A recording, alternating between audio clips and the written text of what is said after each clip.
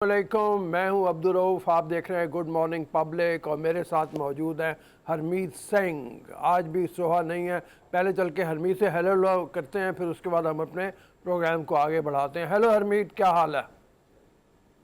जी अस्सलाम वालेकुम, सत श्री अकाल, गुड मॉर्निंग रोज़ साहब। हाल तो खैर ठीक नहीं है, गला भी ख़राब है, ज़ुकाम भी हल्की फुल्की है, लेकिन हमने सोचा कि रोज़ साहब आप अकेले नहीं छोड़ सकते क्योंकि सोहा भी बीमार है और हम भी बीमार हो गए तो शो अकेले करना आपके लिए थोड़ा सा मुश्किल हो जाएगा। वैसे मुश्किल तो नहीं होगा, आदि है आप, लेकिन पाजी साथ देना लाजमी है, लाजमी है। बड़ा अच्छा कमाल किया यार। बाकी हम बात करें जी। हाँ, हम बात करें, यानी पहली खबर ही हमारे सामने जो है वो ये है कि भारत की रियासत बिहार में इंतहा पसंद हिंदुओं ने मुसलमानों के घरों में तोड़ फोड़ की है। एक मस्जिद भी चंद दिन पहले उन्होंने उसको अटैक किया था। ये जो शिद्दत पसंदी है, हम पहले भी बारहा बात करते हैं, ये बढ़ती चली जा रही है। हिंदुस्तान में गुरुद्वारों पे हमले होते हैं, मस्जिदों पे हमले होते हैं, सिखों को नुकसान पहुंचाया जाता है, अक़लियतों को नुकसान पहुंचाया जाता है। मुसलमान जो सबसे बड़ी अक़लियत हैं उनको भी छोड़ा नहीं जाता, उनको भी बख्शा नहीं जाता। तो हमने वीडियोस देखी ऐसी जहां बीजेपी के गुंडे अटैक कर रहे हैं मुसलमानों के घरों में, उनकी घर की हर चीज़ को तोड़ फोड़ रहे हैं। तो हरमीत, इंतहा पसंदी इतनी बड़ी हुई है और हिंदुस्तान सबसे बड़ी डेमोक्रेसी होने का कहता है कि हमें ये देखो, विजुअल भी मैं आपको दिखा रहा हूँ। इन विजुअल में ये घरों के ऊपर अटैक हो रहे हैं, मतलब मुसलमानों के।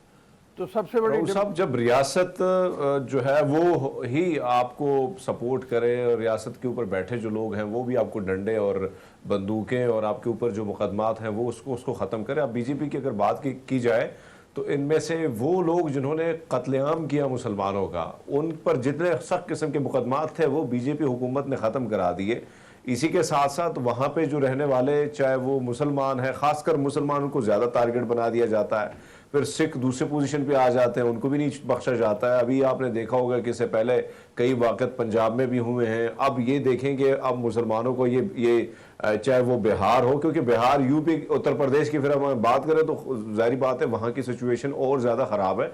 बजरंग दल और बीजेपी और आरएसएस की जो गुंडे, वो तो सरेआम किसी को, जिस पर भी तशद्दुद करना हो, जिसको निशाना बनाना हो। आपने देखा नहीं था कि बिल्डोज का एक नया सिस्टम मुतारिफ कराया गया था और वहाँ पे मुसलमानों के घर, जिसने एहतजाज किया था, जिसने आवाज़ उठाई थी रियासत के जुल्म के खिलाफ, उसका जो घर है उसको मलियामेट कर दिया जाता बिल्डोज़र से, और बिल्डोज कर दिए गए। बहुत सारी दुकानें, बहुत सारे मुसलमानों को बेघर कर दिया गया था और बहुत सारी मसाजिद को शहीद किया गया। ये सिचुएशन दिन ब दिन इसलिए बढ़ती जा रही कि रियासत सपोर्ट हासिल है रियासत का, और हिंदुत्व का जो प्रचार है उसमें कोई शक नहीं है कि वो चाह ये रहे कि हिंदुत्व का प्रचार बरकरार रहे, और चाहे जोर जबरदस्ती हो, इन लोगों को यहाँ से निकाल दिया या तंग कर दिया या इनको हिंदू बना दिया जाए, इस किस्म की उनकी सोच है। आरएसएस तो यही चाहती है और उसकी सोच भी है। और मैं पहले भी जिक्र कर चुका हूँ रोहू साहब कि 30,000 से जायद जो हैं उनके मुख्तलिफ इंस्टीट्यूट हैं, और उसमें से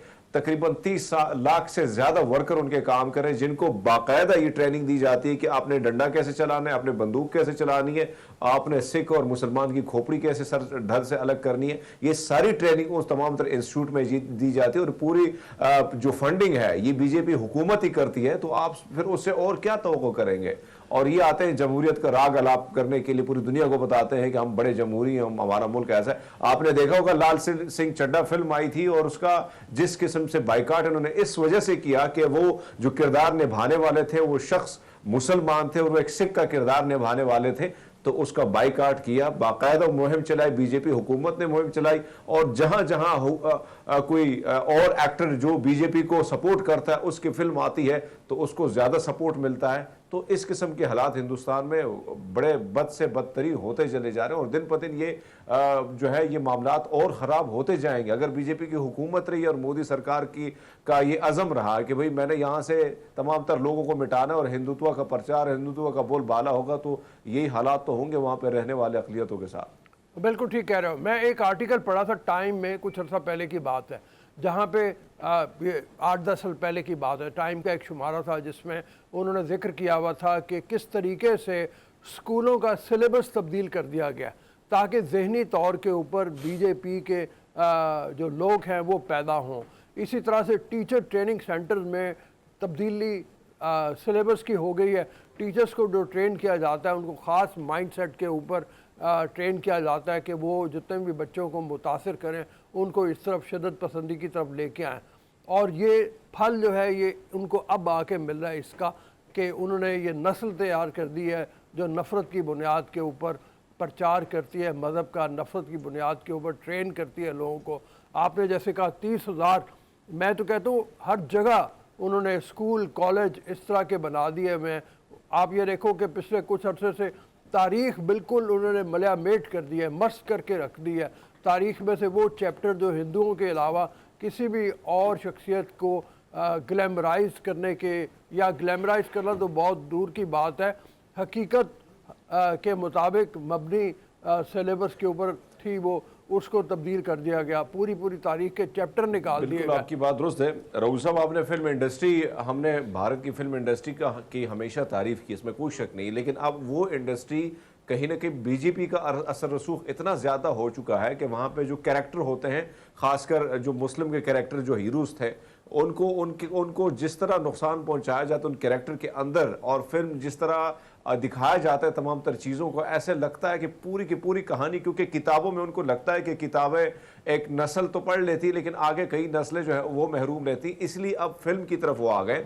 और फिल्म में शिद्दत पसंद इस किस्म के जितने भी कैरेक्टर होते हैं वो एक मुसलमान से ही कराए जाते हैं, और उसका कैरेक्टर ऐसा दिखाया जाता है कि मुसलमान ही टेररिस्ट है। अभी एक फिल्म में देख रहा था जिसमें उन्होंने जिस किस्म के अल्फाज का चुनाव किया है हमारे मुल्क के हवाले, हमारी रियासत के हवाले से, वो बहुत हैरानकुन है। और उसमें कोई शक नहीं है कि बीजेपी का असर रसूख जो है वो अब बॉलीवुड की इंडस्ट्री पर भी बहुत ज़्यादा जो है वो नज़र आ रहा है हमें।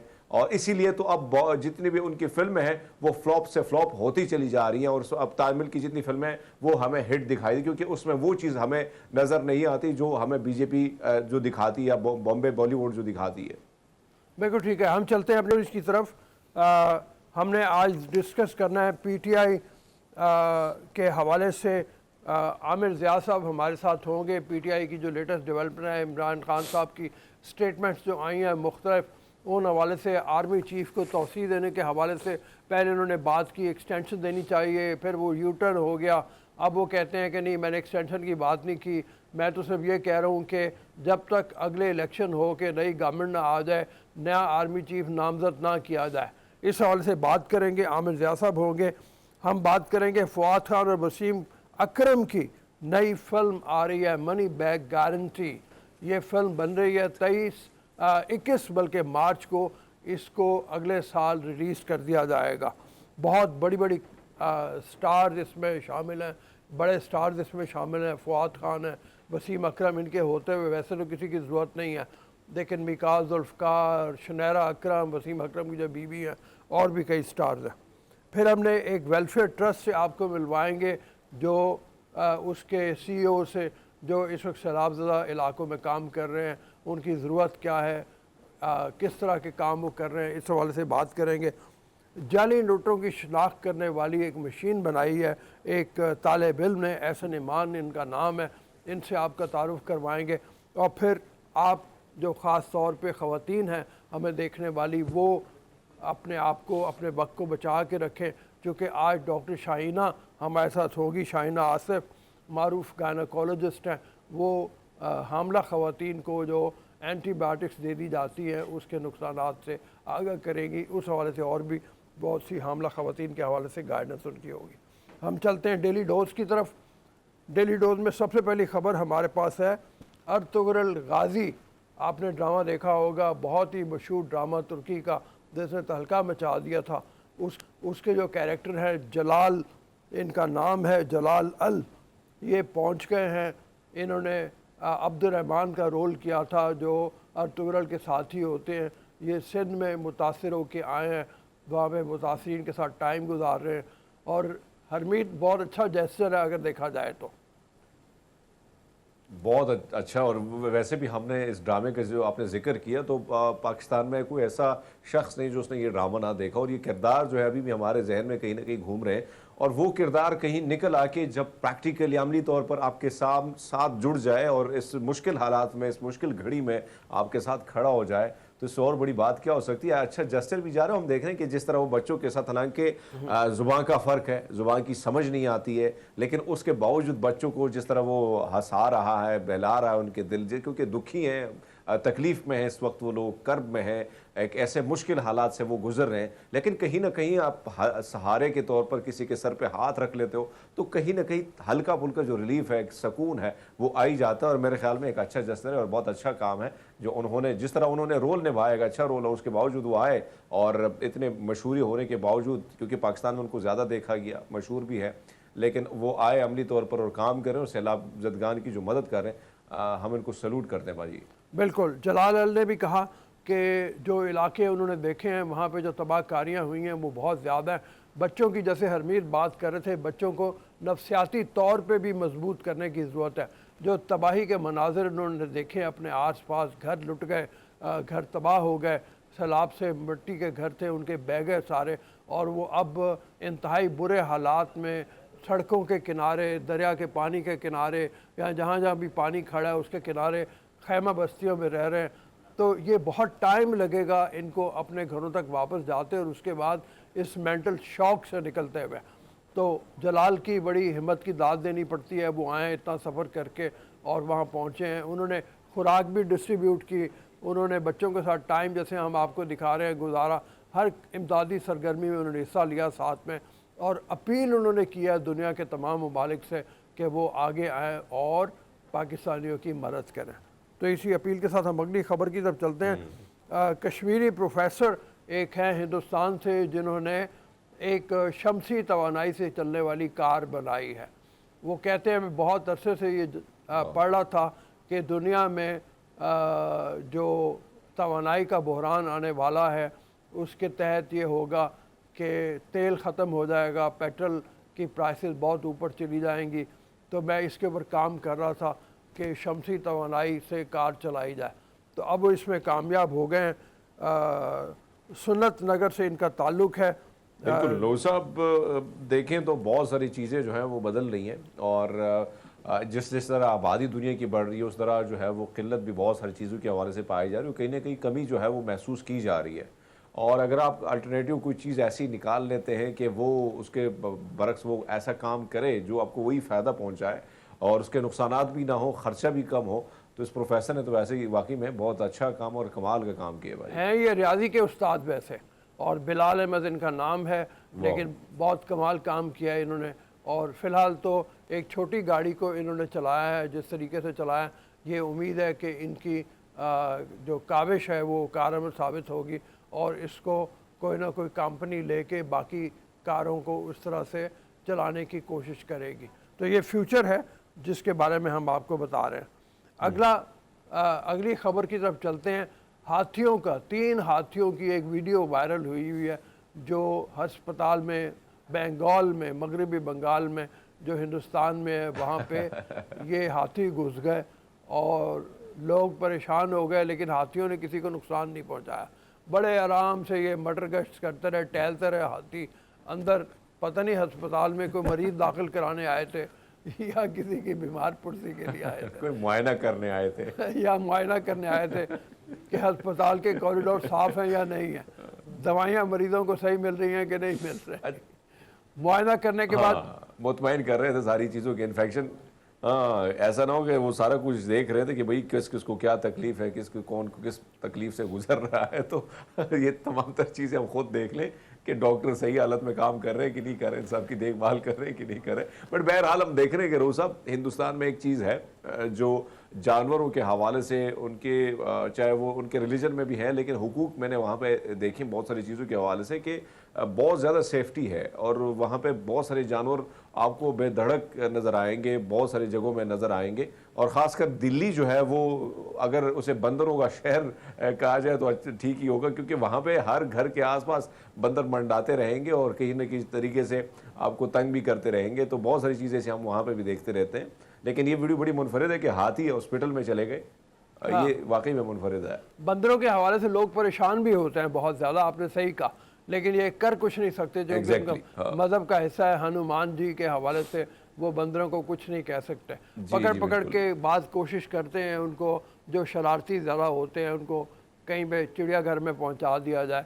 लेकिन यह है कि आपके हाथ में अगर कोई खाने पीने की चीज़ है, मैं पिछले दिनों एक वीडियो देख रहा था जहाँ पे एक खातून एक थैला लेके जा रही है, उसमें केले थे, बंदरों ने उनको घेर लिया, थैला उनसे छीन लिया, वो बड़ी परेशान है और फिर बंदर केले लेके भाग गए आखिर में, और वो बेचारी जो है वो अपना थैला लेके आगे को चल पड़ी।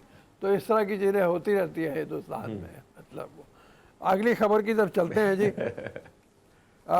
ये कराची के एक हमारे नौजवान हैं होनहार, जिन्होंने इस तरह का एक आर्टिस्ट हैं, ज़ुबैर हनीफ इनका नाम है, अंग्रेज़ी ज़बान में ये इस तरह से उल्टा लिखते हैं, जुमले भी उसमें पूरे पूरे मौजूद हैं और अल्फाज तो हैं कि जिनको शीशे में देखा जाए तो वो सामने नज़र आते हैं। क्या क्या शौक़ हैं हरमीत वैसे लोगों के। मतलब ये इन्होंने ये कमाल किया और लोगों में क्या क्या टैलेंट है जो वो पाया जा रहा है। रोज़ साहब ये भी एक टैलेंट है कि उल्टा लिखना। हाँ। वाकई में बड़ा मुश्किल काम है। कल जिस तरह आपने एक वीडियो शेयर की थी जिसमें खातून जो है वो हाथ पाँव से 4 पेंटिंग्स बना रही थी, ये भी बड़ा मुश्किल काम है।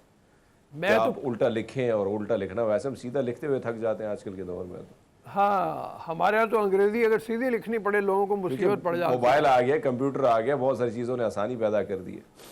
वो शायद ये उल्टा लिखने के लिए भी कंप्यूटर आ जाए, कोई प्रोग्राम आ जाए ऐसा। लेकिन फ़िलहाल ये ज़ुबैर हनीफ जो हैं, इनके बारे में हम आपको बताएं कि ज़ुबैर हनीफ साहब अपनी इस काविश पे बड़े खुश हैं और वो चाहते हैं कि उनका नाम Guinness book of world record में दर्ज हो। इसके लिए उन्होंने लिख भी दिया उनको कि मैं जनाब पूरा पूरा जुमला, बल्कि जुमले उल्टे लिखता हूँ जो सीधे नज़र आते हैं आईने में।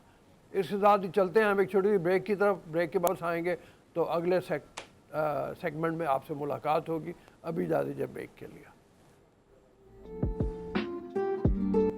जी वेलकम बैक। आमिर ज़िया साहब सीनियर एनालिस्ट हमारे साथ मौजूद हैं, सहाफ़ी हैं, दानिश्वर हैं, उनसे चल के बात करते हैं। आमिर ये बताओ कि आपकी पीटीआई इतना कंट्रोवर्शियल क्यों बना रही है आर्मी चीफ के तौसीह देने के मामले को या तकर्री को। इमरान खान साहब मुसलसल बयानात दे रहे हैं, फिर वापस मुड़ जाते हैं अपने बयान से। पहले उन्होंने उनके हवाले से गर्दिश कर रही थी खबरें कि उन्होंने कहा कि मौजूदा आर्मी चीफ को तौसीह दे देनी चाहिए, फिर बयान आया कि नहीं मैंने ये नहीं कहा, बल्कि मैं कह रहा हूँ जब तक अगली तकर्री ना अगली हुकूमत ना आ जाए उस वक्त तक तकर्री ना हो आर्मी चीफ की। इसके ऊपर इतना इंसिस्टेंस क्यों है? क्यों वो खुद चाहते हैं कि हुकूमत में आके अपनी मर्जी का आर्मी चीफ लेके आए? इसमें जरूरी नहीं कि इंतखाबात हो उसमें पीटीआई ही कामयाब हो। सवाल ये है जो इमरान खान का मुझे इतराज लग रहा है, और सिर्फ इमरान खान का नहीं बहुत सारे और लोगों का भी है, वो समझते हैं कि क्योंकि ये हुकूमत मुतनाज़ा है और ये जो भी कानून साजी करेगी, फैसला करेगी, ये तकर्री करेगी, वो मुतनाज़ा बन सकती है। और हमारे मुल्क में फौज जो है सबसे मुनज़्ज़म इदारा है, सबसे आम तरीन पोस्टिंग जो है वो आर्मी चीफ की होती है। तो अगर ये मुतनाज़ा हुकूमत यानी कि जिसको इमरान खान हाउस ऑफ जरदारीज और हाउस ऑफ शरीफ पर मुश्तमिल कहते हैं, वो अगर इसकी अहम तकर्री करेगा तो कॉम्प्रोमाइज वो इदारा खाकम बगैर ना हो जाए। तो उनकी जो एक राय है, जो मेरे ख्याल में बहुत सारे लोग उससे मुत्तफिक भी होंगे, कि वो हुकूमत करे जिसको पूरी तरह से इत्मीनान हासिल हो, जिसकी लेजिटिमेसी क्वेश्चनेबल ना हो। तो वो उस पर इतराज नहीं कर रहे हैं जो है फौज के ऊपर या फौज के जो भी सरबराह बनेंगे नए, वो ये कह रहे क्योंकि ये हुकूमत करेगी और एक ऐसी हुकूमत को करना चाहिए कि जो लेजिटिमेट हो। पहले हमें पता है कि हुकूमत महलाती साजिशों के जरिए इख्तिदार में आई है और इसके ऊपर जो है एक पॉपुलर हुकूमत नहीं है, इसके पास कोई रोड मैप नहीं है, तो उसमें उससे बचने का एक तरीका है। और सो जो पाकिस्तान की सियासत में एक जहरीलापन आ गया है रऊफ साहब, उससे निकलने का एक तरीका भी उन्होंने सजेस्ट किया है कि आप इंतखाबात करवा दें। बाजवा साहब तजुर्बेकार हैं, उस वक्त तक ये लीड करते रहे, अगले 6 साल का तजुर्बा है, 2-4-6 महीने की बात और होगी, इंतखाबात कराए, नई हुकूमत आए, नया आर्मी चीफ हो तो हर चीज सुलझ जाएगी जनाब। हाँ, मसला ये है कि आमिर ज़िया साहब जिस तरह ये बयान सामने आया है, आमिर ज़िया साहब, खान साहब बड़े पुरुमीद नज़र आ रहे थे, और जब उसके बाद भी हम देख रहे हैं कि जो भी अभी जो उन्होंने ये वाकई में ऐसे कहा जा रहा है कि यारकर जो है खान साहब ने फेंका है, अब ऐसे में उन्होंने सितंबर में इसी महीने में कॉल भी दी है कि इससे अगर ताख़ीर होगी तो वो ज़्यादा इंतज़ार नहीं करेंगे और उन्होंने एहतजाज करनी या लॉन्ग मार्च के हवाले से भी लाएमल तय करने आगे। तो आपको लगता है कि जिस तरह 25 मई को वो निकल आए थे और उसके बाद फिर मामला जो है वो पलट गया था, अब आपको लगता है अगर लॉन्ग मार्च होगा तो क्या उसके रिजल्ट उसी तरह नजर आएंगे या आपको कोई ना कोई ऐसा लगता है कि खान हावी हो जाएंगे, भारी पड़ जाएंगे सबको? अच्छा, अमूमन वो लड़ाई में कहते हैं कि जी लड़ाई का जो खौफ होता है वो ज्यादा बड़ा होता है, जब शुरू हो जाती तो खौफ निकल जाता है। मुक्का लगने का इतना खौफ नहीं होता जितना हो कि मैं मारूंगा। तो इमरान खान साहब अगर इस हथियार को, जो इनकी धमकी है, अगर बतौर धमकी इस्तेमाल कर सकते हैं, बतौर लिवरेज, उससे पहले उनके मकासद हासिल हो जाते तो वो ज्यादा मुनासिब होगा। लेकिन जाहिर है कि ये भी एक ऑप्शन होता है सियासी जमातों के पास, उस वक्त वो एक जितना मैक्सिमम प्रेशर बिल्ड करना चाह रहे हैं हुकूमत पे, वो करने के ख्वाहिशमंद है।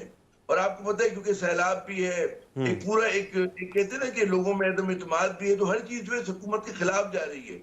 इसमें अगर आप ये समझें कि इमरान खान जो है दुपक कर बैठ जाएंगे और वो इस मौके का फायदा नहीं उठाएंगे, तो मेरे ख्याल में एक गैर सियासी बात होगी।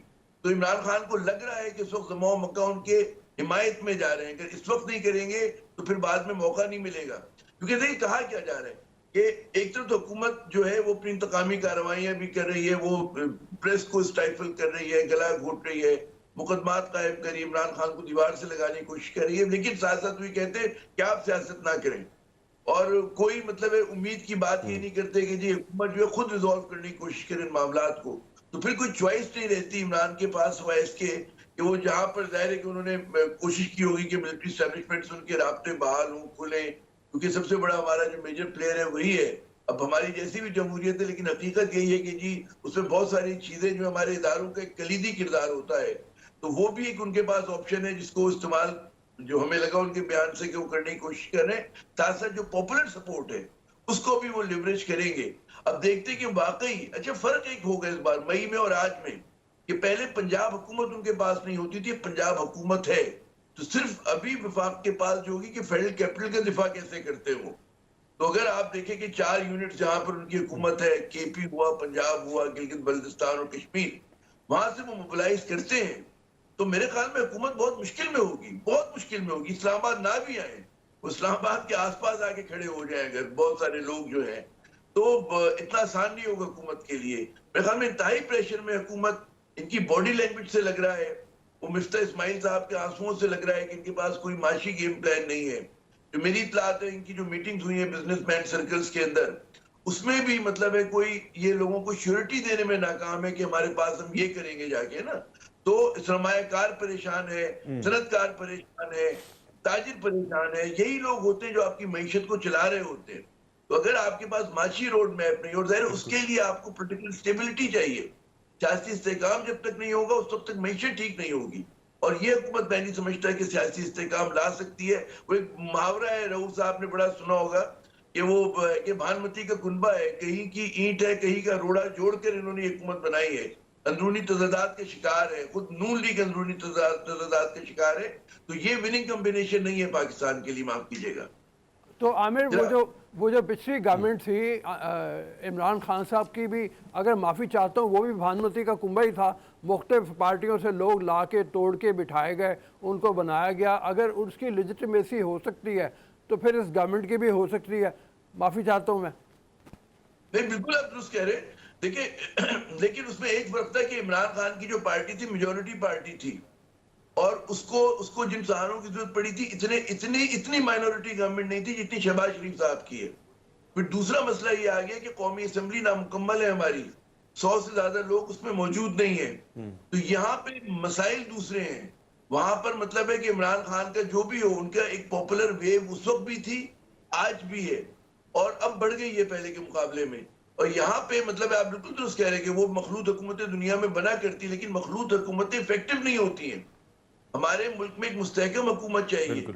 आप जब मखलूत हुकूमत बनाते हैं तो आपको कंसेंसस से डिसीजन करने होते हैं, और consensus leads to bad decision making और वीक डिसीजन मेकिंग। ये तारीख का सबक है। अगर मजबूत फैसले करने तो एक मजबूत हुकूमत चाहिए। तो वो मैं नहीं समझता कि हुकूमत, इमरान खान की भी मजबूरी यही थी ना कि एमक्यूएम का सहारा लेना पड़ रहा है, बलूचिस्तान अवामी पार्टी का लेना पड़ रहा है, हालांकि उनके पास तो फिर भी ज्यादा एक मेजोरिटी थी, या PMLQ का लेना पड़ रहा है। तो हमें मतलब ख्वाहिश ये करनी चाहिए कि कोई हुकूमत आए 2/3 से आए, नून लीग आए, पीपल्स पार्टी आए, PTI आए, ANP आ जाए 2/3 से। जब तक इस मुल्क में 2/3 से कोई हुकूमत नहीं आएगी, वो रिफॉर्म करे, मतलब है आईनी रिफॉर्म करने की जरूरत है इस मुल्क को। अनसस्टेनेबल हो गया हमारा सिस्टम, चल नहीं पा रहा। आप देखिए कि 49 साल से माशाल्लाह हम ये पार्लिमानी जमहूरियत का तजुर्बा कर रहे हैं, लेकिन स्टेबिलिटी नहीं आ रही है। उसमें मार्शल्ला आता है, मार्शल्ला आके फिर इनके सुपुर्द करके चला जाता है। तो मतलब ये है कि कोई मसला है, और मसला जो है सिर्फ इनका नहीं कि सियासतदान बुरे हैं या अच्छे हैं, मसला निजाम का है रऊफ साहब। और निजाम जब तक हम लोग तब्दील नहीं करेंगे, हम लोग सुनते थे ना कि हम वो जब चाइना में इनकलाब आया तो कहते थे जी we are going to build socialism according to Chinese characteristics. तो हमें अगर जमहूरियत बनानी है तो हमें पाकिस्तानी कैरेक्टरिस्टिक्स के हिसाब से बनानी है। हमने जो एक अजीब और गरीब मलगूफा बनाया हुआ है, तो आप देखिए वो नाकाम हो रहा है। जब भी हम लोग घुटनियों पर आ गए तो सोचना पड़ेगा, रेडिकल चेंजेस का रीसेट करने पड़ेगा सिस्टम को। ये तो खैर PTI का एजेंडा नहीं है, तो मेरी और आपकी ख्वाहिश हो सकती है, लेकिन करना यही पड़ेगा, रास्ता यही है इस मुल्क को चलाना है। जी हरमीत।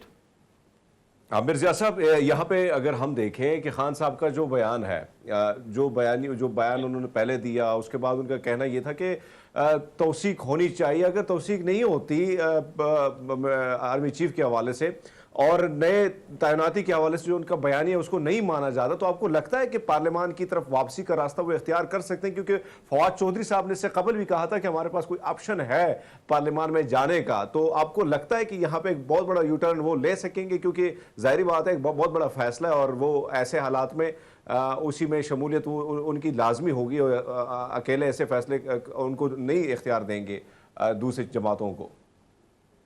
नहीं, जाहिर है कि देखें, अगर उनको कोई श्योरिटी मिल जाती है, एक तो सियासत में हर चीज मुमकिन होती है, इम्कानात का खेल है, तो उस इम्कान अगर इनको श्योरिटी होती है कि अगर वो आके बैठते हैं, कोई कानून साजी जो अगर जरूरत पड़ती है ऑप्शन निकालने के लिए कि जी हम वो तातुल का शिकार कर रहे हैं, तातुल आ रहा है, या इस फैसले को बाद में करेंगे आर्मी चीफ के, तो यकीनन अगर जरूरत होगी कानून साजी की तो इमरान खान वापस मेरे ख्याल में आ जाना चाहिए उनको। लेकिन जाहिर है कि वो देखेंगे कि उनको किस बात की श्योरिटी, क्योंकि अदम एतमाद भी बहुत है कि वादा करें और फिर वो पूरा ना हो। तो जाहिर है उनको अगर फुल प्रूफ ये दिया जाता है श्योरिटी कि जनाब आप आ जाएं, उसके बाद हम यही इक़दाम करेंगे और फौरन इलेक्शन अनाउंस कर देंगे और एक केयर टेकर सेटअप आ जाएगा। अच्छा, केयर टेकर सेटअप भी रऊफ साहब आज के हालात में हमारे आइन कहता है कि 3 माह में इंतखाबात हों। अगर फर्ज करें कि सब चीजें अक्टूबर नवंबर में होती, हमारे यहाँ सुख सैलाब का हालत है, बहुत एक हिजान बरपा है, तो गालिबन आपको ज्यादा अरसा चाहिए होगा इंतखाबात कराने के लिए। तो उसमें अदलिया को रोल अदा करना होगा, जरा सा मैंडेट बढ़ाना होगा, 3 की जगह 5 माह देने होंगे, 4 माह 6 माह जो भी हो केयर टेकर के पास। लेकिन कंट्रडिक्शन रिजॉल्व करने का तरीका ये कि केयर टेकर पहले आए और वो आके इंतखाबात की कोई डेडलाइन दे, उसके बाद आप देखिएगा कि सिचुएशन डिफ्यूज होगी हमारे यहाँ।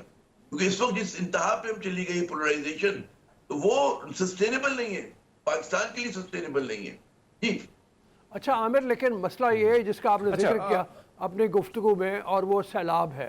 सैलाब ने जिस तरीके से सूबों को मुतासिर किया हुआ है, पूरे पाकिस्तान को मुतासिर किया हुआ है, इकॉनमी का बुरा हाल है, उसमें इलेक्शन की डिमांड करना क्या नाजायज़ नहीं लगता? थोड़ा सा मतलब यह है कि इस वक्त ना तो हमारे इदारे इस काबिल हैं कि वो तवज्जो किसी और तरफ अपनी कर सकें, मुल्क के और भी बहुत सारे मसाइल हैं, तो चाहिए तो ये कि एक मिसाक मईशत हो। इस मौके के ऊपर तमाम पॉलिटिकल पार्टीज़ बैठ के पहले फ़ैसला करें कि मुल्क को बचा लिया जाए, जो हमारे यहाँ एक एमरजेंसी की सूरत हाल है, इसमें से निकला जाए, फिर इलेक्शन खेला जाएगा। दुरुस्त कह रहे हैं कि इस वक्त जो सैलाब की सूरत हाल है और इतना बड़ा गंभीर मसला हमारे सामने है, लेकिन बदकिस्मती से ट्रस्ट डेफिसिट बहुत है। मैं आपको 2 मिसालें दूं। कराची का एक बड़ा एलीट क्लब है, उसने करोड़ रुपए जमा किए, उसमें किसी ने तजवीज दी कि आधे पैसे हम सिंध गवर्नमेंट को दे देते हैं, तो वहां पर कहा कि हम नहीं देंगे, हम बरह रास्त पहुंचाएंगे सैलाब ज़दगान को। ये आलम है हुकूमत सिंध पे लोगों के ट्रस्ट का।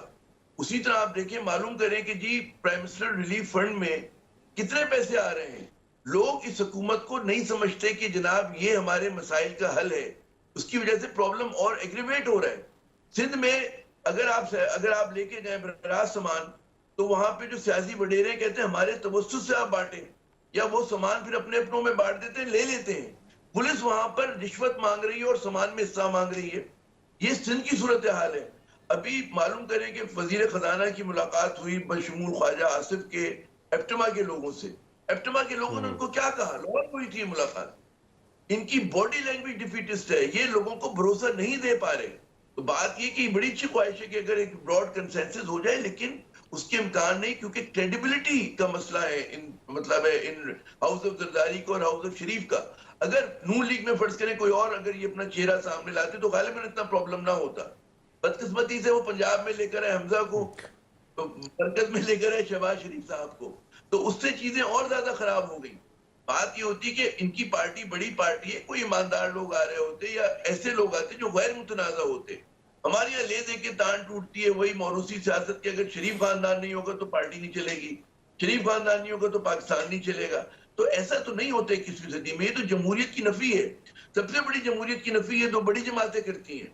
ये थर्ड ईयर ऑफ डेमोक्रेसी को नहीं आने देते क्योंकि इंस्टीट्यूशन वीक है, वहां पे कोई बंदोबस्त नहीं है, वहां पर सरकारी अफसर गायब हो गया है सिंध में, 23 सिंध के अंदर, ठीक है ना, वहां पे लोग ड्यूटी पे नहीं आ रहे हैं। इतना बड़ा बुरहान है।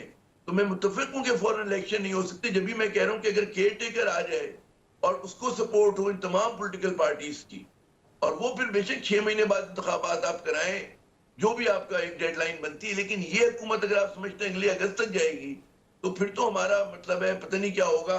डॉलर की आप हालात देखें, इन्फ्लेशन 50 साल के हाई पर है, 49 ईयर्स हाई पर है। कैसे चलेगा ये मुल्क? लोग जो है पूरा हम मतलब आप बात करें पंजाब हो तो चीख रहे हैं, बिलबिला रहे हैं। जी बहुत शुक्रिया आमिर, बहुत मेहरबानी। एक तरफ डिमांड। अच्छा हरमीत, हमें ब्रेक की तरफ जाना है, अभी हमें ब्रेक की तरफ जाना है। ब्रेक के बाद वापस आएंगे, अगले सेगमेंट में आपसे मुलाकात होगी। आमिर आपका शुक्रिया, हरमीत थोड़ा सा इंतज़ार ब्रेक के लिए, ब्रेक के बाद मिलते हैं। जी welcome to the show after the break. अब ज़रा बात कर लेते हैं सैलाब मुतासरीन की। किन किन इलाकों में अभी भी काम बहुत ज़्यादा करने की ज़रूरत है। इस हवाले से कर्नल रिटायर्ड मुश्ताक अहमद साहब, ओनर हैं प्रावली वेलफेयर ट्रस्ट के, वो हरमीत सिंह के साथ मौजूद हैं। So over to you Harmeet.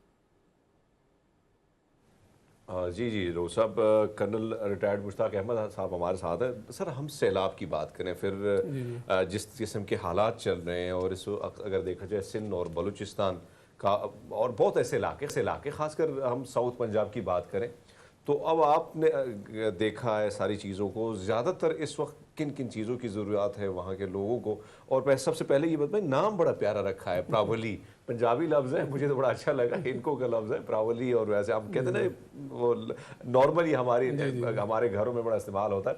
तो थोड़ा सा अपने स्ट्रेस के हवाले से बताएगा क्या? एक तो फौज से आप रिटायर हैं, कर्नल रिटायर्ड है, अचानक ये ख्याल कैसे आया कि क्या मैं इस तरफ ही आ जाऊँ? जी जी, असल में thank you very much for having me. अच्छा, ये बहुत पुरानी बात है, 22 साल पहले। अच्छा।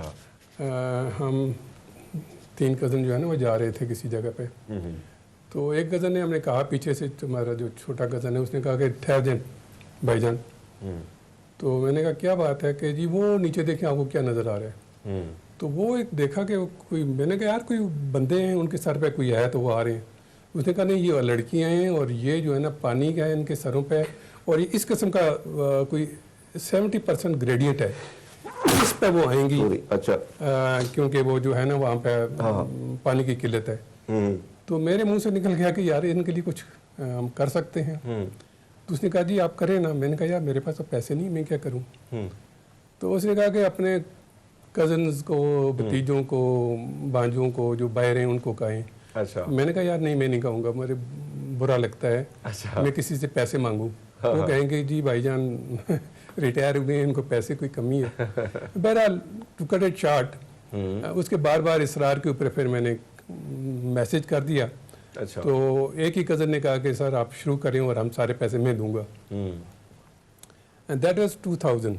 अच्छा, 2000 उसके बाद 2000 में, और वो जो है ना उसके बाद आस्ता आस्ता चलते रहे। और दोस्त मिलते गए जो मेरे साथ जिन्होंने काम किया था यूनिवर्सिटी अपने फ़ौज में। तो मैं 27 साल मैंने फ़ौज में किया, लेकिन 20 साल मैंने पढ़ाई, मैंने एज ए टीचर भी काम किया है। मैंने मुख्तलिफ यूनिवर्सिटीज़ में मैं पढ़ा रहा हूँ इंजीनियरिंग अच्छा। के सब्जेक्ट जो हैं।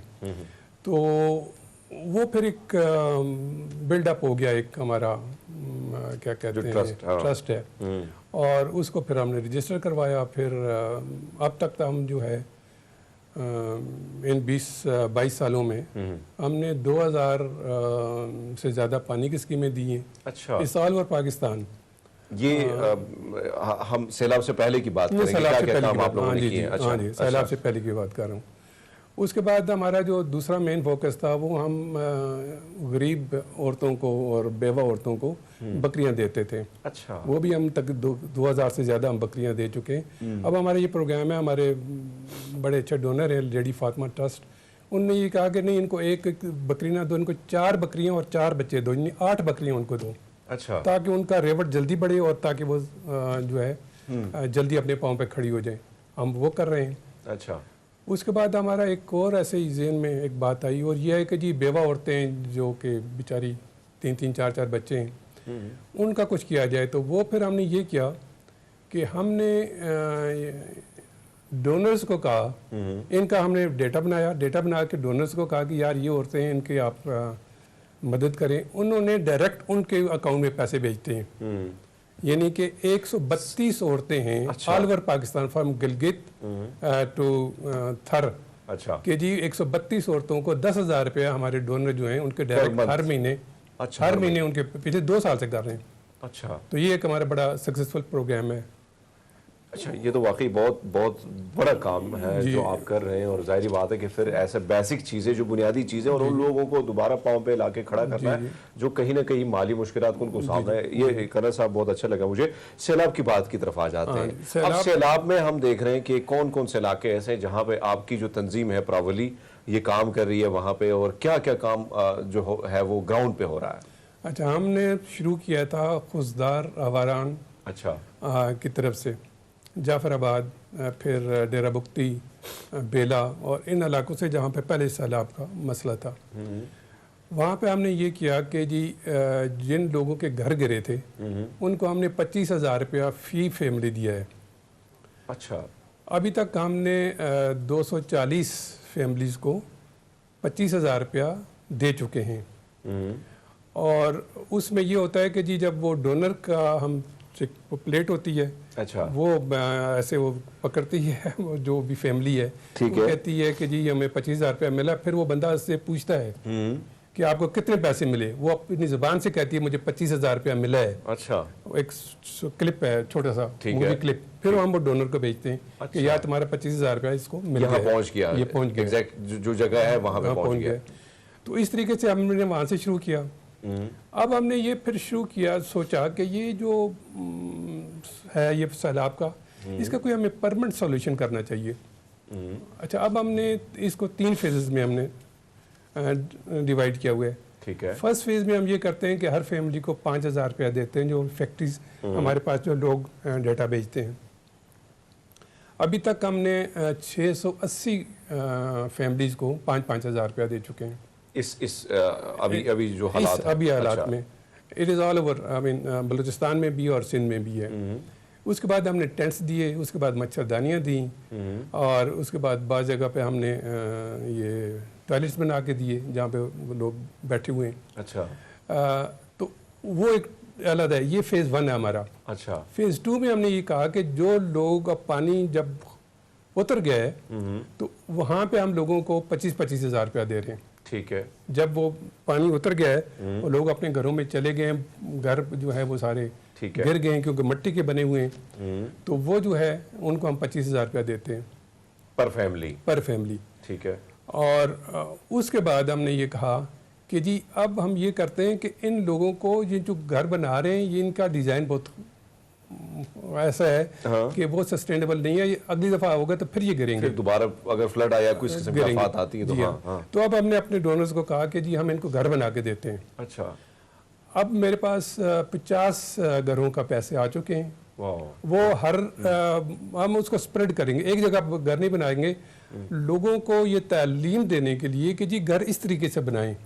वो पक्का घर होगा, उसकी प्रॉपर उसकी होगी बेस, क्या कहते हैं, फाउंडेशन होगी, उससे ऊपर वो ईंटों का होगा, उसके ऊपर भी ईंटों का होगा, छत जो है इस नक्शा वगैरह सारा कुछ आप सब कुछ provide हमने कर करेंगे? दिया, प्रोवाइड अच्छा। कर दिया और पूरी स्पेसिफिकेशंस हमने बता दी है कि इतने फुट तक। अब हमने उन्हें कहा कि जहाँ पे फ्लड है उसको 3 फुट ऊंचा रखेंगे आप, इसकी जो अपना जो डीपीसी है, डीपीसी है, हाँ, उनका जो फ्लोर है, और उसके बाद फिर आप 12 फुट ऊपर चाहेंगे क्योंकि गर्मी है, तो ताकि कम हाइट पे जो है ना ज़्यादा गर्मी होती है। तो वो हमने उस तरीके से वो किया हुआ है कि ये जो है हम जैसे जैसे वो लोग वापस अपने घरों को जाएंगे तो हम फिर वहाँ पे घर बना के देंगे। हर एक को तो नहीं बना के दे सकते, ज़ाहिर है। तो हमने ये किया है कि जो बेवा औरतें हैं जिनके छोटे छोटे बच्चे हैं, जी जी जी, पहले हम उनको बना के देंगे। अच्छा, और उसमें हमने मुख्तलिफ, अभी हमने 21 घरों पे काम शुरू कर दिया है। काम शुरू हो चुका है? ये शुरू हो चुका है। अच्छा। पहले हमने खुशदार, फिर बेला, डेरा बुगती, जाफराबाद, ये जो नीचे है ये भी बलूचिस्तान का है, ठीक है, नसीराबाद, इन जगहों पे, हाँ, जलमगसी, ठीक तो है, इन इलाकों में हमने ये काम शुरू कर दिया है। लोगों को हम पैसे भेज दिए हैं, लेकिन हम थोड़े थोड़े भेजते हैं। 50% भेजते हैं कि जब आप छत के ऊपर जाएंगे तो फिर हम आप बाकी भेजेंगे। तो इस अच्छा, तरीके से हरमीत, हमारा जो है ना ये फ्लड वाला रिलीफ, ये फिर जो है ना जी जी जी जी, रो साहब। हाँ, मैं ये इसको जानना चाह रहा हूँ कर्नल साहब continue से करेंगे। कि और कौन से इलाके हैं जहाँ पे इन्होंने ज़ाहिर सर्वे किए होंगे, बहुत ज़रा काम करने की ज़रूरत है, और तकाजा क्या है? मतलब लोग अगर मदद करने को आए किन चीज़ों के लिए, क्या पैसा ही ज़रूरी है या सामान वगैरह भी ज़रूरी है? खैमे हो गए, दवाइयाँ हो गई, उन चीज़ों की ज़रूरत है अभी? जी, हम ये तो मैं बलूचिस्तान की बात कर रहा था। यहाँ पे फिर हम नीचे घोटकी, खैराबाद, जामशोरो, बदीन, और बदीन के इलाके में फिर इधर जूडो, दादू, अच्छा, इन हर जगह पे हम काम कर रहे हैं। और वहाँ पे भी हमने ये शुरू किया हुआ, ये 5,000 रुपये से शुरू किया हुआ है वहाँ पे, और खैमे दे रहे हैं और मच्छरदानियाँ दे रहे हैं। तो वो ये है कि जी अभी यहाँ पे थोड़ा सा प्रॉब्लम हमें ये हुई कि यहाँ से जो हमने सामान भेजा तो वो 10 दिन के बाद वहाँ पे पहुँचा कि कुछ सड़कों की हालत बहुत ख़राब है बलोच अपना सिंध में जाने के लिए, यहाँ से पंजाब से।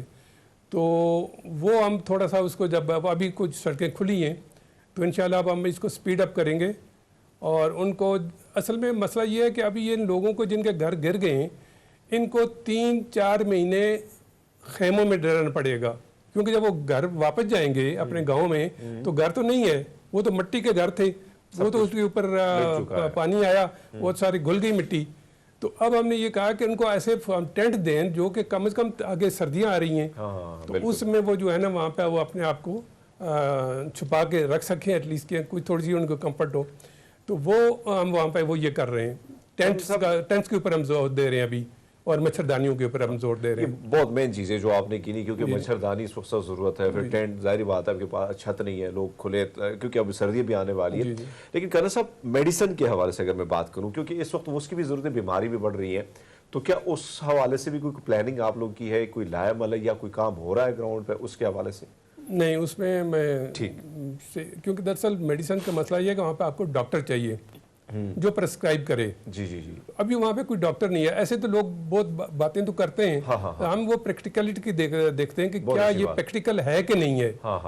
हमने वैसे, हमारा पिछले 2 साल से हमारे कैंप चल रहे हैं वहाँ पे हैदराबाद में, टंडू वाला यार और टंडू मोहम्मद खान में, वहाँ पे मुख्तलिफ गाँव में हम करते हैं। लेडी डॉक्टर साहब हैं, वो जो है ना ये जो प्रेग्नेंट वुमेन हैं उनके लिए है ये कैंप से, वो हमारे एक डोनर हैं, उन्होंने कहा कि जी इनके लिए क्या करें, तो वो फिर अपने पूरा सामान लेके जाती हैं वहाँ पे।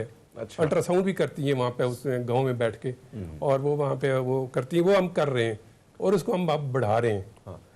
ये बताया कि एक तो जाहिर बात है, एक तो इस वक्त सबसे ज़्यादा जरूरत जो है यानी बलूचिस्तान में है या सिंध में है काम करने की?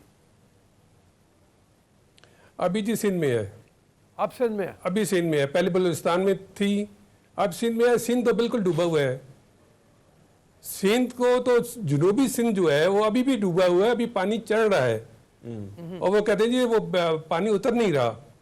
और जो उनके वजीर आला साहब हैं उन्होंने कहा कि जी 1 महीने से 2 महीने लगेंगे ये पानी उतरने में।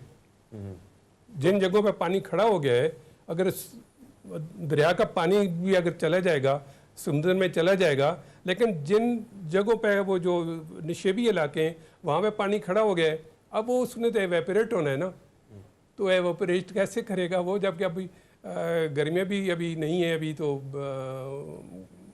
अभी सर्दियों की तरफ हम जा रहे हैं, तो उनका अंदाज़ा है कि 2 महीने लगेंगे इसको इवेपोरेट होने में और उन लोगों को वापस जाने में, तो ये उनका अंदाज़ा है। अच्छा, ये हालात वाकई सिंध में बड़े ज़्यादा ख़राब है। जी। अब हम देखते हैं कि जिस तरह आपने फरमाया कि ज़ाहिर बात है कुछ चीज़ें जो आप प्रैक्टिकली कर रहे हैं, और बहुत सारी बातें हम देखते हैं कि बहुत सारे लोग कहते तो हैं लेकिन काम उस तरह होता नहीं है।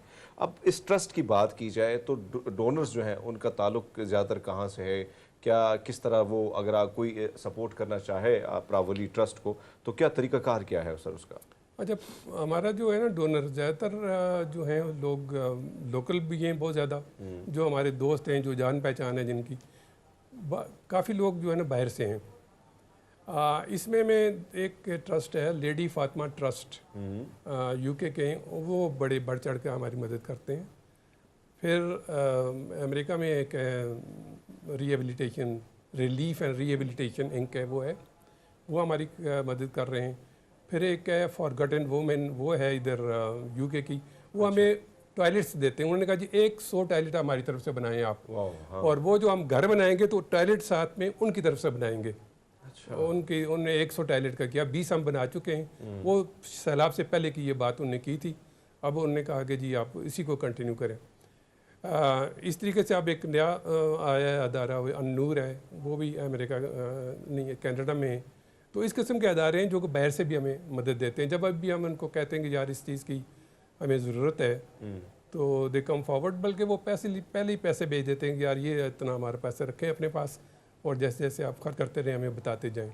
अच्छा, तो अल्लाह का शुक्र है क्योंकि हम 22 साल से काम कर रहे हैं, और ट्रांसपेरेंसी का हमने ज़्यादा ख्याल रखा हुआ है, क्योंकि हर जो काम हम करते हैं उसकी फ़ोटोज़ लेते हैं।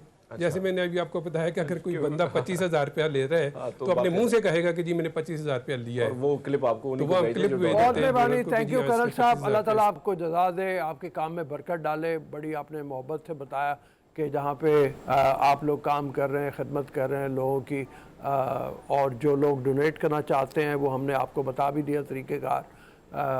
बाकी जहाँ भी आप चाहें सैलाब ज़दगान की मदद के लिए आर्मी ने अपना अकाउंट दिया हुआ है, उसके ऊपर आप जमा करा सकते हैं, प्राइम मिनिस्टर फंड में जमा करा सकते हैं। कुछ NGO से बचे जो जाली हों, बिल्कुल वहाँ पे पैसे जमा कराएं जहाँ पे आप समझें कि मुस्तनद इदारे हैं। अभी चलना है एक ब्रेक की तरफ, ब्रेक के बाद वापस आएंगे, अगले सेगमेंट में मुलाकात होगी। जी दोबारा जी ब्रेक के बाद डॉक्टर शाहीना आसिफ हमारे साथ मौजूद हैं। बहुत ही मोतबर नाम, बहुत ही मशहूर नाम गायनाकोलॉजिस्ट के हवाले से। मेरे ख्याल में लाहौर में कम से कम एक ख़ास तबका, बल्कि बहुत सी नस्लों के बच्चे जो पैदा हुए हैं वो इन्हीं के हाथों हुए हैं, यहाँ तक कि मेरा अपना बच्चा भी इन्हीं के हाथों पैदा हुआ है। तो मैं तारुफ करवाते हुए बड़ा फ़ख्र महसूस कर रहा हूँ कि हमारे साथ मौजूद हैं डॉक्टर शाहीना। सबसे पहले तो ज़रा इसी हवाले से बात करें, सैलाबज़दा इलाकों में आपकी भी तंजीम काम कर रही है बहुत ज़्यादा, और वहाँ पे कहते हैं हामला बच्चे बहुत, हामला औरतें बहुत सारी हैं जिनको मदद की ज़रूरत है, और आइंदा आने वाले दिनों में मदद और ज़्यादा बढ़ जाएगी। मतलब एक सर्वे के मुताबिक तकरीबन अगले 4 महीने में तकरीबन 70,000 औरतें वहाँ पे चाइल्ड बर्थ के प्रोसेस से गुजरेंगी। ठीक है, इट मीन्स के जो औरतें already as normal human beings in danger है, उनका बहुत बुरा हाल होगा वहाँ पे, क्योंकि वहाँ पे इंफ्रास्ट्रक्चर टोटली तबाह है। जो बेसिक हेल्थ यूनिट्स थे उनके अंदर पानी खड़ा हुआ है, वो उनकी सब चीज़ें तबाह बर्बाद हो चुकी हैं, और कुछ भी नहीं है वहाँ पे। अच्छा, ये बताइए अब ज़रा टॉपिक पे आ जाएं अपना कि एंटीबायोटिक्स बहुत से डॉक्टर रिकमेंड कर देते हैं, कोई मरीज़ हो, कोई हामला औरत जो हो, ये कितना ख़तरनाक है, इससे कितना बचना चाहिए? Actually, it's not only antibiotics, it's the drugs in general. ठीक है, ख़वातीन जो हैं, स्पेशली जो प्रेग्नेंट हैं, उनको तो पहले 3 महीने में किसी किस्म की कोई दवाई नहीं लेनी चाहिए। अच्छा, आप जानते हैं कि दवाइयाँ जो हैं उसको प्रेगनेंसी के हिसाब से हम 3 हिस्सों में डिवाइड करते हैं। ठीक है, category A drugs, B drugs and C drugs. ठीक है, A ड्रग्स वो हैं जो सब ले सकते हैं, और कभी भी ले सकते हैं। जैसे कोई पैनाडोल हो गई, कुछ सर दर्द की इसमें दवा पैनाडोल नहीं है नहीं है इसमें। अच्छा, देयर आर मेनी ड्रग्स जिसमें नहीं है। So there are some folic acid है, जैसे आप वो ले सकते हैं, या आपकी कोई कफ की दवाई है वो आप ले सकते हैं, बुखार के लिए चंद एक दवाइयाँ जो आप ले सकते हैं। लेकिन पहले 3 महीने में एक्चुअली प्रेग्नेंट औरत के अंदर ये हो रहा होता है कि जो प्रेगनेंसी है, जो फीटस है, जो बच्चा है, वो डेवलपमेंटल फेज में होता है। डेवलपमेंटल फेज में मतलब ये है कि उसके सेल्स बहुत तेज़ी से डिवाइड हो रहे होते हैं, डिवाइड होके कंबाइन हो रहे होते हैं और ग्रो कर रहे होते हैं। तो उस सिलसिले में अगर आप कोई भी मेडिसिन लेते हैं तो वो उन डिवाइडिंग सेल्स के ऊपर इफेक्ट करती है, as a result of which वो डिवाइडिंग सेल्स जो है एबनॉर्मेलिटी की तरफ जाते हैं। ठीक है। सो हमारी रिकमेंडेशन है कि कोई भी दवाई अनलेस वो आपके लिए लाइफ सेविंग हो, आप फर्स्ट ट्राइमेस्टर में मत लीजिए। ठीक है। ये कैटेगरी जो किसी किस्म की भी कोई कैटेगरी हो, अनलेस आपका डॉक्टर आपको प्रिस्क्राइब करे, आपने नहीं लेनी। ठीक है। ऑफ द काउंटर लेके दवाई हम जाते हैं, हमारे सर में दर्द है, हमें ज़ुकाम है, जाओ भाई दुकान से ये एक गोली ले आओ, वो बहुत डेंजरस है। One should not do that. दूसरी बात यह है कि जो कैटेगरी बी ड्रग्स हैं वो ड्रग्स हैं जो सेफली आप ले सकते हैं, उनके ऊपर ट्रायल्स हो चुके हैं, लेकिन उनके कई इफ़ेक्ट्स जो हैं अननोन हैं। ओके। वो आप ले सकते हैं on prescription after the first 3 months. पहले 3 महीने में आपको कोई दवाई नहीं लेनी चाहिए। थोड़ा सा लोगों की गाइडेंस के लिए ज़रा अगर बता दीजिए, पहले 3 महीने में जैसे आपने कोई जिक्र किया कफ़ की दवाइयाँ हैं, कोई नाम अगर हो कोई ऐसे ख़वातीन को हेल्प करने के लिए कि ये ले सकते हैं आप? बेनाड्रिल ले सकते हैं। बेनाड्रिल ले हाँ सकते जी। हैं। एंटी एलर्जिक्स खांसी आप का नहीं ले सिरप जो है, सकते। एंटी एलर्जी आप नहीं ले सकते। नहीं ले सकते जी। अच्छा। बहुत कम दवाइयाँ जो आप ले सकते हैं। अच्छा। फोलिक एसिड ले सकते हैं। फोलिक एसिड तो ज़रा कुव्वत बढ़ाने के लिए है ना? जी, वो कुव्वत बढ़ाने के लिए नहीं है, बच्चे की डिवाइडिंग सेल्स को मजबूत करने के लिए। बच्चे की डिवाइडिंग सेल्स को मजबूत करने के लिए। बिल्कुल। ठीक है। हाँ। ये आप ले सकते हैं। ये ले सकते हैं। उसके अलावा परहेज उसके अलावा अगर आप एनीमिक हैं, आपको डॉक्टर ने कहा है कि आपको खून की कमी है या कोई ऐसी चीज़ है, तो वो आप ले सकते हैं। एंटीबायोटिक्स आप पूछ रहे थे, एंटीबायोटिक्स हम बिल्कुल नहीं देते इन फर्स्ट 3 मंथ्स। लेकिन अगर माँ को कोई ऐसी बीमारी है, ऐसी इन्फेक्शन है जिसके लिए उसको एंटीबायोटिक लेनी ज़रूरी है, तो माँ बिकम्स फर्स्ट, माँ कम्स फर्स्ट। अच्छा। तो माँ को फिर वो दवाई बहुत सोच समझ के दी जाती है। वो भी बहुत सोच समझ के। जी, अच्छा, बिकॉज अब भी कई दवाइयाँ हैं, जैसे सल्फर जिन दवाइयों में होता जी। है वो ऑफ द काउंटर मिल जाती हैं, सल्फानामाइड्स जितनी भी हैं। ठीक है। तो वो हम नहीं देते प्रेगनेंसी में। बहुत सेफ ड्रग्स हैं जो कि ट्राइड एंड टेस्टेड हैं, वो आप दे सकते हैं, लेकिन वो भी अगर ज़रूरत हो। और ज़्यादातर ज़रूरत जो है फर्स्ट ट्राइमेस्टर में अगर होती है तो आपको बहुत सोच समझ के दवाई, बहुत थोड़ी कंट्रोल्ड दवाई देनी पड़ती है। ठीक है। अब बी कैटेगरी में आ जाते हैं। जी। बी कैटेगरी आपने कहा है कि ये 3 महीने के बाद जी, आप वो दवाइयाँ आप दे सकते हैं। फॉर एग्जांपल आयरन है, कैल्शियम है, आपके अंदर कोई कमी है, आपको कोई इन्फेक्शन है, उसकी दवाइयाँ दे सकते हैं। लेकिन जो एंटी वायरल दवाइयाँ, वायरस के अगेंस्ट जो दवाई फाइट करती हैं, वो दवाइयाँ बच्चे के लिए डेंजरस हैं। माँ के लिए तो नहीं है, लेकिन बच्चे के लिए हैं। तो हम 2 लोगों की जब बात करते हैं तो वी हैव टू कंसिडर कि हमने कौन सी दवाई क्यों देनी है, कब देनी है। दूसरी बात मेरी एडवाइस ख़वातीन को ये होगी कि जब भी आप कोई दवाई ख़रीदें, उसके साथ उसका लीफलेट ज़रूर होता है। अच्छा। अच्छी दवाई के साथ उसका लीफलेट होता है। उस लीफलेट को हमेशा पढ़ें और उसमें लिखा होगा कि ये दवाई आपने लेनी है या नहीं लेनी। कई दफ़ा डॉक्टर जल्दी में है, आपने सही से सुना नहीं है, आपको उसकी बात की समझ नहीं आई और आप शर्माए हैं या आप हिचकिचाते हैं डॉक्टर से दोबारा पूछना, आपको डर लगता है कई डॉक्टर से आप उनसे नहीं पूछते हैं, तो आप घर जाकर वो लीफलेट निकालें, उसको बहुत गौर से पढ़ें। आजकल हमारे लीफलेट्स जो हैं उर्दू में भी हैं, अंग्रेज़ी में भी हैं। गौर से पढ़ें, ये दवाई की डोज़ क्या होनी चाहिए, इसके साइड इफ़ेक्ट्स क्या हैं, और अगर साइड इफ़ेक्ट्स आपको लगें कि कुछ डेंजरस हैं तो आप अपने डॉक्टर से फ़ोन कर दोबारा पूछिए। ठीक है। अब आगे हम सी कैटेगरी की तरफ। सी कैटेगरी दवाइयाँ वो हैं जिनको हम बिल्कुल नहीं यूज़ करते और वो डेंजरस दवाइयाँ होती हैं। मसलन एंटी कैंसर की दवाइयाँ हैं, इस टाइप की दवाइयाँ जो हैं उनको हम प्रेगनेंसी में नहीं इस्तेमाल करते अनलेस माँ के लिए बहुत ज़्यादा ज़रूरी हो। फिर बच्चा हम बता देते हैं कि ये बच्चे को नुकसान देंगी या बच्चे की डेथ हो सकती है, कुछ भी। ठीक है, आपने जैसे फरमाया कि ऐसी बात पर चॉइसेस आ जाती हैं जहाँ पे माँ को बचाना ज़रूरी जी होता बिल्कुल है। बिल्कुल। तो लेकिन वो पहले 3 महीने में है या 6 महीने के दौरान है, मतलब ऐसा ऑल टाइम। ऑल टाइम में? हाँ, कैटेगरी सी आप किसी वक्त भी नहीं देते ठीक दवाई। है। जो कैटेगरी बी दवाई है वो आप दे सकते हैं सोच समझ के। कैटेगरी सी दवाई जब आप देते हैं फिर आपको स्पेशल परमिशन लेनी पड़ती है कि ये दवाई या ये तरीका इलाज आपके बच्चे को नुकसान दे सकता है, आपके बच्चे की डेथ हो सकती है, ये बताना ज़रूरी होता है। ठीक है, हमारा साथी हरमीत सिंह वो ज़रा बात करना चाह रहा है। जी हरमीत। अच्छा डॉक्टर साहब, अगर हम देखें, मैं सैलाब की तरफ आना चाहूँगा कि इस वक्त 6 लाख से ज़्यादा ख़वातीन जो है वो हामला है। जो आप बता रही हैं उमूमन ये होता है कि एक प्रेग्नेंट खातून जो है उसको क्या क्या एक्सरसाइज की ज़रूरत होती है, किस किस्म के खानों की ज़रूरत होती है, क्या क्या डाइट लेने के, कौन सी मेडिसिन लेने पड़ते हैं, बहुत सारी चीज़ों के हवाले से देख रेख होती है। लेकिन अब अगर हम इनकी तरफ देखें तो बेचारे बड़े परेशान हैं, बड़े मुश्किल हालात से वो गुजर रहे हैं। तो ऐसे में अगर ये बच्चों की पैदाइश होगी तो ये बच्चे किस किस्म से किन किन बीमारियों का इनको सामना होगा, किस तरह ये मुतासर होंगे, थोड़ा सा इस हवाले से भी बताइए। और क्या किया जा सकता है इनके बचाव के लिए ताकि बच्चे जो है उनकी नशोनुमा अच्छी तरीके से हो सके?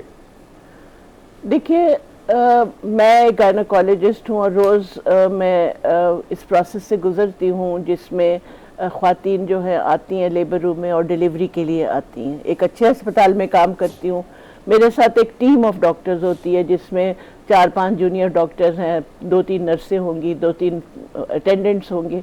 तो 6-7-10 लोगों के साथ हम जब एक डिलीवरी करते हैं तो फिर भी हम काफ़ी दफ़ा बहुत मुश्किल में रहते हैं। ब्लीडिंग ज़्यादा हो गई, बच्चे को कोई प्रॉब्लम हो गई, बच्चों का डॉक्टर नहीं है टाइम पे, बच्चे की कैसी तबीयत है, माँ की कैसी तबीयत है, कोई कुछ मॉनिटर कर रहा होता है, ब्लड ट्रांसफ्यूजन अवेलेबल है या नहीं अवेलेबल। अभी मैं जब तौसा, सोकर, मंगरोटा और इससे आगे कोई सुलेमान के किनारे तक हम पहुँचे तो वहाँ पर आप यकीन माने मुझे अपने एक अजीज़ की बात याद आ गई। उन्होंने कहा ये वो जगह है जहाँ पे ख़वातीन 2 टांगों वाले जानवरों की तरह हैं। और मैंने सोचा, जब उस आदमी ने ये बात की थी तो मैंने सोचा ये क्या कह रहे हैं, लेकिन जब मैं वहाँ जाकर देखा तो बहुत बहुत अफसोस हुआ। वहाँ पे कोई इंफ्रास्ट्रक्चर इस वक्त मौजूद नहीं है। तौसा के शहर में जो छोटे हेल्थ केयर यूनिट्स हैं वो भी कम हैं और इतने नहीं हैं कि वो बाहर की जहाँ पे डिस्ट्रक्शन हुई है और वहाँ की हमला और यकीन माने वहाँ पे बच्चे भी लोगों के बहुत पैदा होते हैं, मे बी इस वजह से कि बहुत से अमवात हो जाती हैं बच्चों की in the first 3 years of life. तो उस चक्कर में लोग बच्चे ज़्यादा पैदा करते हैं और दूसरे इस चक्कर में भी कि बच्चे औलाद जो है वो बेटा हो और उनकी ऑलरेडी हालात जो हैं बहुत पुअर हैं, एनीमिक हैं, बहुत कमज़ोर है। और वहाँ पे जाकर मुझे लगता था कि मुझे शर्म आती थी अपने आप को देख के कि हम लोग बहुत नाशुक्रे लोग हैं। अच्छा, वहाँ पे कुछ भी नहीं है ऑनेस्टली। बहुत ही अफसोसनाक बात है, मतलब जैसे जिसको जितना भी और वहाँ के हमारे बहुत 70 साल हो गए हमारे मुल्क को बने हुए और मेरा तो वहाँ जाना अब हुआ सैलाब के सिलसिले में। जो लोग वहाँ के MNAs हैं, MPAs हैं या उनके वहाँ के लीडर्स हैं, आई डोंट नो वो रात को सोते कैसे हैं। मैं तो जब से वहाँ से आई हूँ मैं फिर वापस वहाँ जाने की सोच रही हूँ। मेरे साथ जो टीम आई थी वो दोबारा ज़्यादा ज़ेस्ट से काम कर रहे हैं कि अब हम ये काम करेंगे, हम वो काम करेंगे, मगर ये NGOs के या इंडिविजुअल लेवल्स के करने के काम नहीं। हम 1-2 लोग, 10 लोग, 100 लोग, 200 लोगों को तो फ़ायदा दे सकते हैं। हम इंफ्रास्ट्रक्चर नहीं बना सकते। इंफ्रास्ट्रक्चर बनाना हुकूमत का काम है, सड़कें देना, हेल्थ प्रोवाइड करना, ये अब साफ़ पानी देना। साफ़ पानी, इस पानी को हम जिस बेकदरी से उठाते हैं और फेंक देते हैं, इसकी बहुत कदर है वहाँ पे। वहाँ पानी नहीं है। फिल्ट्रेशन प्लांट्स लगाने की ज़रूरत है बहुत ज़्यादा वहाँ, जैसे आपने कहा कि इंफ्रास्ट्रक्चर बिल्ड करने की ज़रूरत है। घर ही नहीं है अव्वल तो, अभी तो कैसे जिक्र होगा, मतलब आप करेंगे बाकी चीज़ों का। तो मुझे ये बताइए कि ये जो आपने 70,000 ये पंजाब के इलाके में है? जी, ये एक एस्टीमेट है WHO का जिसमें ये मैंने कहीं पे ये फिगर पढ़ा और मे बी ये फिगर इससे ज़्यादा हो, बिकॉज मुझे वहाँ कोई ऐसा सिस्टम तो नहीं नज़र आया कि जैसे जिसे मॉनिटर किया जा रहा होगा।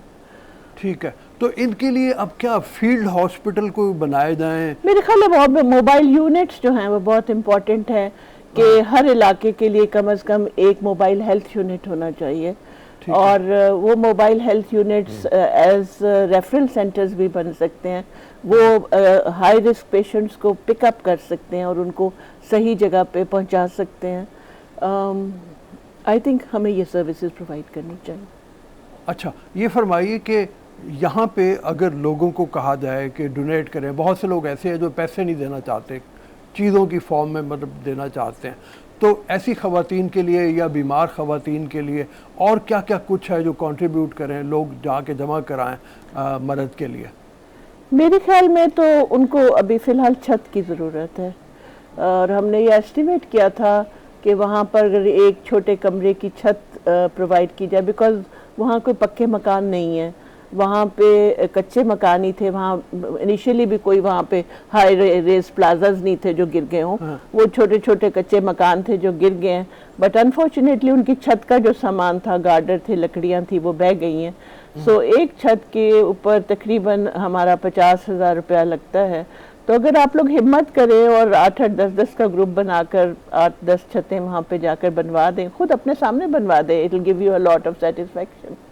अच्छा, जिंदगी से इतना टाइम ज़रूर निकालें कि कम से कम 8-10 लोग आप मिल कर जाएँ और वहीं पे उनकी चीज़ें लें, उनको देखें, अपने सामने बनवाएं, खुद हेल्प करें। 2 दिन का काम है, कब बनवा के वापस आ जाए।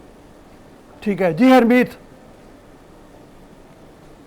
अच्छा डॉक्टर साहब, आप गई हैं, विज़िट किया है, तो ज़ाहिर बात है, एक तो आपने बड़ी अच्छी बात की कि ख़वातीन के हवाले से तो आपने बात कर भी दी, लेकिन हम देख रहे हैं कि बच्चे जो हैं, जो देख कर मुख्तलिफ बीमारियाँ जो हैं उसमें भी, उसकी जकड़ में भी हैं वो बहुत ज़्यादा। तो आपको लगता है कि क्योंकि पानी ठहरा हुआ है, सैलाब का पानी ठहरा हुआ है, तो बीमारी जो है, क्या आपको लगता है कि मज़ीद फैलेगी और नुकसान बढ़ेगा?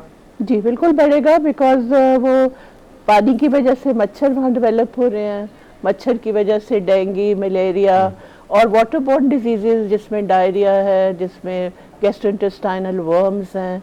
बच्चे नंगे पाँव फिर रहे हैं, अगर जूता पहना हुआ भी है और पानी में फिर रहे हैं, कीचड़ में फिर रहे हैं। बच्चे तो एंजॉय करते हैं इन चीज़ों को, उनके पास जब खेलने के लिए और कुछ नहीं तो उसी कीचड़ में, उसी मिट्टी में, उसी पानी में फिरते रहते हैं, और न्यूट्रिशनली पुअर हो जाएंगे, बिकॉज ऑब्वियसली वहाँ पे जो फसलें हैं वो तबाह हुई हैं।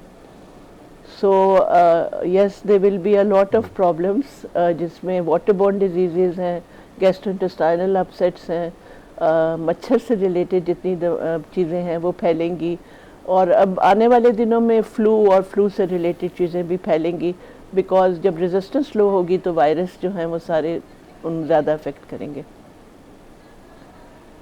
अच्छा, ये आपने जैसे फरमाया कि आने वाले दिनों में अंदेशा ये है कि और ज़्यादा बीमारियां बढ़ जाएगी, बहुत ज़्यादा, और वो पानी उतरने का नाम नहीं ले रहा। जैसे हरमीत ने भी कहा, हमारे पास इससे पहले प्रॉब्ली वेलफेयर के एक साहब थे जिन्होंने, कर्नल मुश्ताक साहब, जो उन इलाकों में काम कर रहे हैं, वो भी यही बता रहे हैं कि दरिया का पानी आ तो गया है लेकिन पानी खुश्क नहीं हो रहा, वापसी का कोई रास्ता नहीं है।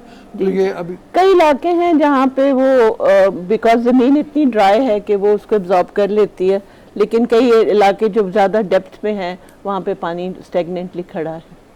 ठीक है, एक और चीज़ जिसकी तरफ मैं चाहता हूँ तवज्जो हो, मुझे कुछ दिन पहले किसी ने वो एक मैसेज भेजा था, उन्होंने कहा कि ख़वातीन के पैड्स की बहुत ज़्यादा ज़रूरत है, वो शर्म के मारे कैसे नहीं है, मतलब वो एक्चुअली जो सैनिटरी किट्स हैं वो हमने बनाई थी, लेकिन हमने जो किट्स बनाई उसमें सैनिटरी पैड्स थे इस्तेमाल किए गए, लेकिन वहाँ की ख़वातीन को सैनिटरी पैड्स को इस्तेमाल करना ज़्यादा अच्छा नहीं लगता है। वो छोटे टावल्स जो हैं उनको ज़्यादा प्रेफर करती हैं। सो अगर आप सैनिटरी किट्स बनाएं तो छोटे 8-10 टावल्स उस किट में डालें, कोई अंडरवेयर डाल दीजिए, एंड कोई भी हाइजीन के लिए सोप और इस तरह की चीज़ डाल दीजिए।